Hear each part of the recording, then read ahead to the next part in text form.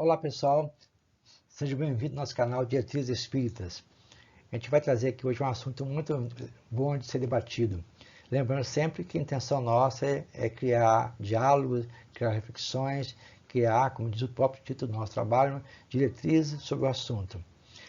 E a temática de hoje será interessante. Será sobre isso aqui, ó. Poder oculto, talismãs e feitiçarias. Vai ser a nossa reflexão de hoje. Será que isso é real? Será que isso é invenção do ser humano? Será que tudo isso tem uma base científica, uma base lógica para esse assunto? É o que a gente vai então tratar aqui rapidamente com vocês. A gente verifica então o seguinte, né? Tem medo de espírito? Você que está nos ouvindo, você que faz parte aqui do nosso canal como inscrito ou não, você tem medo de espíritos? Você tem medo de feitiço, de trabalhos feitos? Tem medo de despacho, de praga? Você conhece alguma pessoa que tem essa crença? É comum encontrarmos pessoas que dizem não ter medo dessas coisas. Isso aqui é a questão popular. Está criando aqui uma reflexão com todos vocês, certo? O primeiro ponto de partida é verificar, né, se nós temos medo de espíritos. Isso aqui é primordial, certo? Então, a partir dessa crença, certo? É que isso aqui vai se desenrolar. Se nós temos uma visão tranquila de espíritos, isso aqui embaixo passa a ser um fato natural. Se não temos essa crença, automaticamente isso aqui vai vai cair no nosso imaginário. Mas vamos adiante. Alguns afirmam o seguinte, é encontrar pessoas que fazem o seguinte: eu tenho muita fé em Deus, essas coisas não me pegam, certo?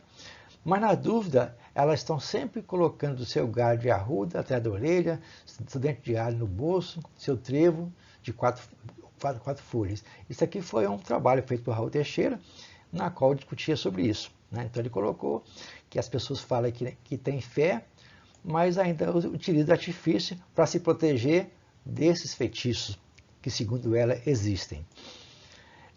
Aí tem outros que procuram um colar especial, uma roupa, um guia, um sal grosso, né? Um banho, né?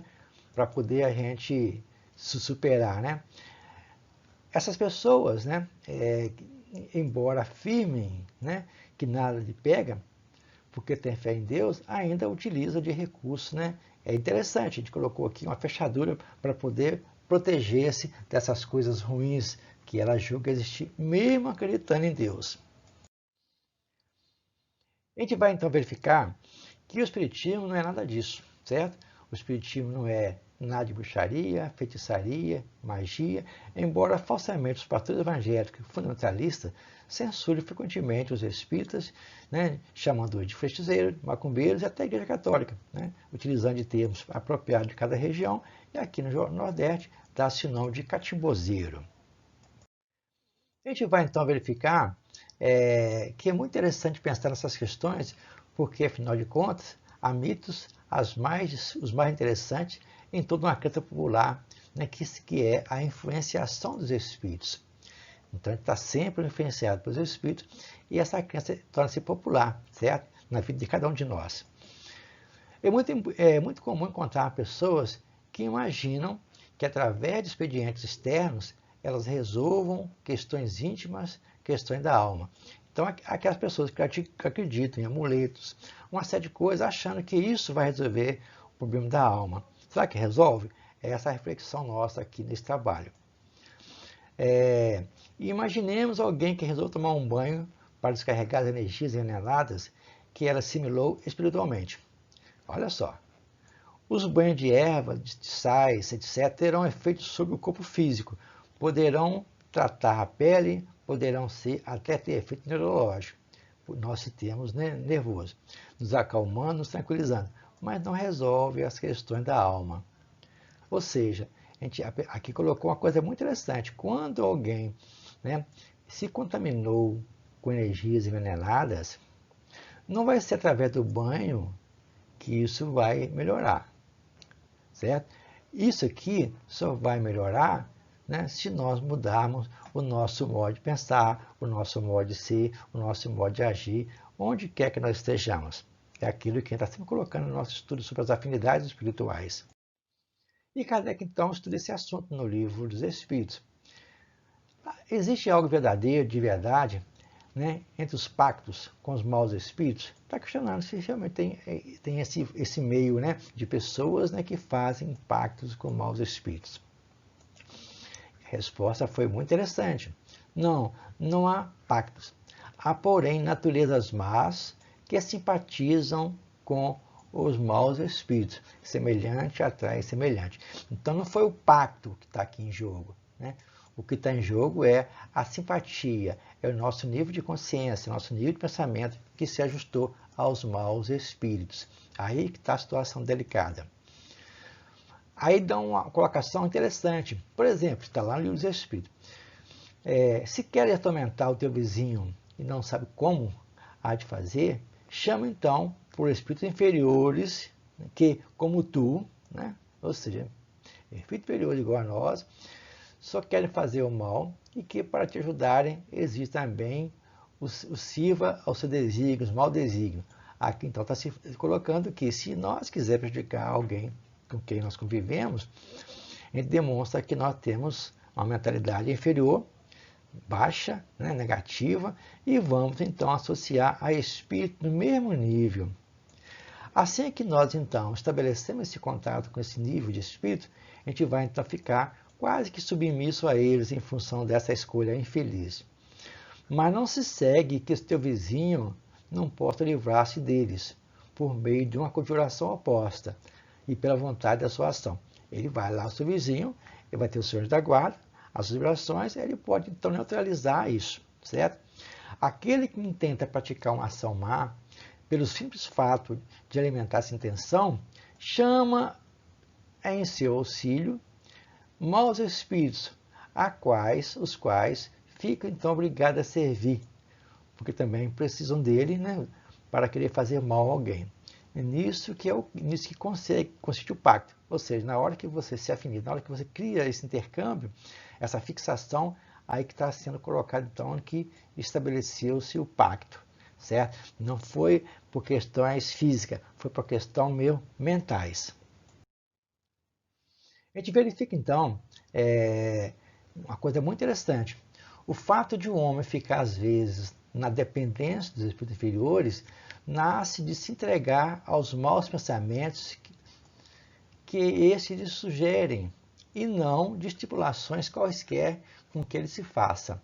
O pacto, no sentido vulgar do termo, é uma alegoria representativa da simpatia existente entre o indivíduo, natureza má, e espíritos malfazejos. Então, o pacto reside nessa situação. Aqui que vai existir, né?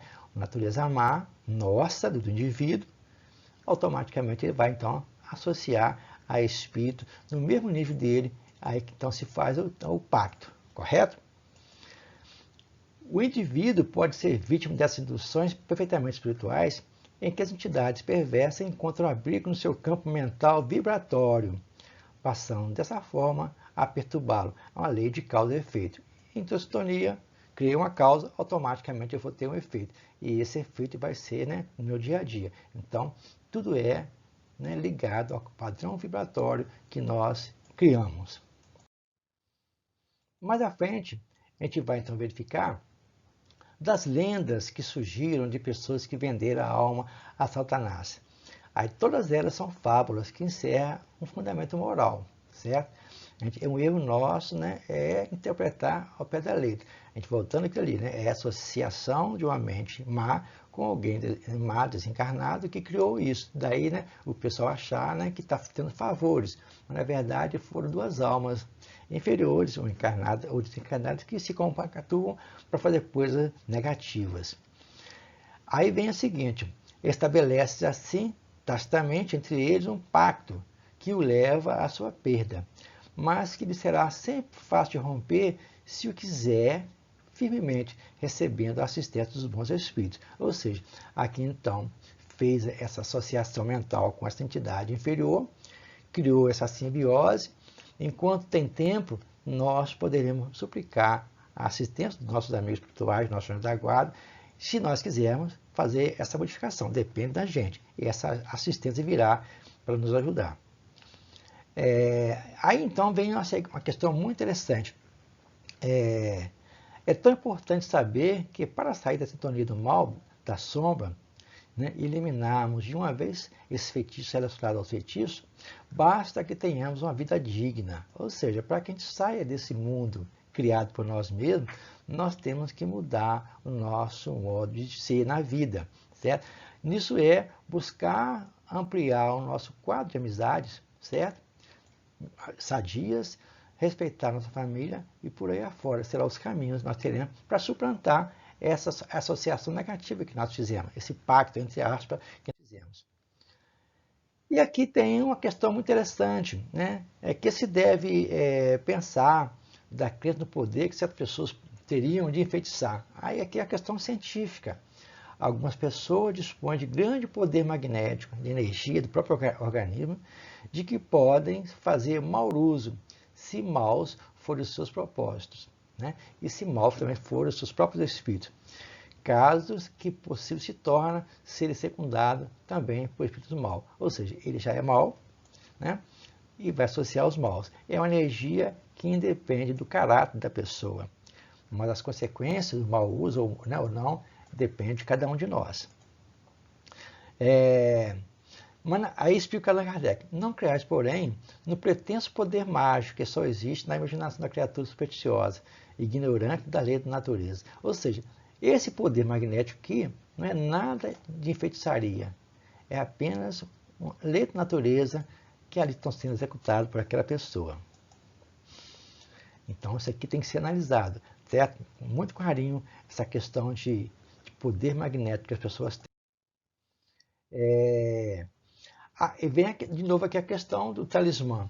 Não pode aquele que, com ou sem razão, confia no que chama de virtude, um talismã, atrair um espírito por efeito dessa mesma confiança, visto que, então, o que atua é o pensamento, não passando o talismã no sinal que apenas auxilia a concentração.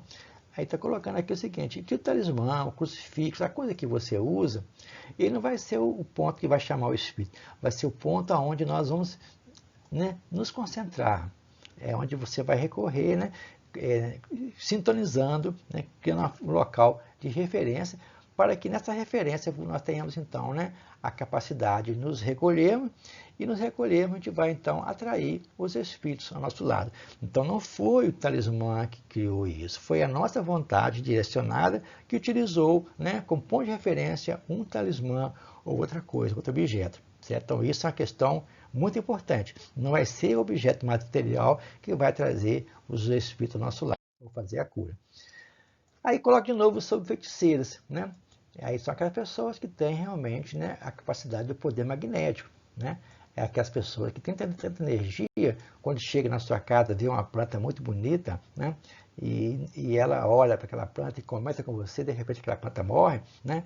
Aí você acha que essa pessoa é má, às vezes não é má, né? É uma energia que ela tem, que ela não sabe que tem, e ao verificar aquela planta, ele pode repassar para essa planta, né, essa energia magnética e matar essa planta, não por maldade. Então, não é feiticeiro, são pessoas que têm esse poder.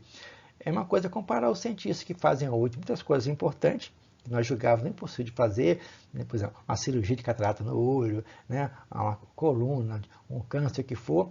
Se você for olhar, é feitiçaria, porque estão mexendo com a anatomia humana, fazendo coisas que até ontem, até antes de ontem, até no passado, era impossível de realizar. Aí colocando então aqui, que na hora que nós aprendemos, né, a associar o espiritismo e o magnetismo, tudo que nós classificamos, né, de sendo feiticeiro, talismã, para fora, vai ficar explicado, será explicado, porque eles são, né, exagerados pela imaginação, né, mas através desses dois fatores aqui, espiritismo e magnetismo, são explicáveis tranquilamente, correto? A gente verifica então que a ciência vai, aos poucos, derrubando esses mitos que foram criados ao longo do tempo. Aí, para poder concluir, a gente vai colocar esse pequeno textinho aqui, né? A superstição não consiste na crença em um fato, quando comprovado, mas na causa e lógica a ele atribuída. Quanto mais aprofundarmos nos estudos espíritas, mais vamos descobrir a razão e o porquê dos fenômenos espirituais, né, que estão subordinados às leis naturais, tranquilamente, certo? O espiritismo e o magnetismo é a chave desses fenômenos, certo? E esse caminho, né, esse conhecimento racional, certo? De espiritismo e magnetismo é o melhor caminho a ser seguido. Ou seja, nós, como espírita, a gente não vai censurar as pessoas que utilizam desses apetrechos, mas colocar na cabeça que, através da consciência lógica nossa, do raciocínio lógico, a gente vai trabalhar melhor as nossas condições de encarar esses fatos como tudo natural. Nada de mito, nada de superstição. São fatos normais que ocorrem desde que a Terra passou a existir. Fica aqui o nosso abraço e até o momento aqui no nosso canal de Diretrizes Espíritas.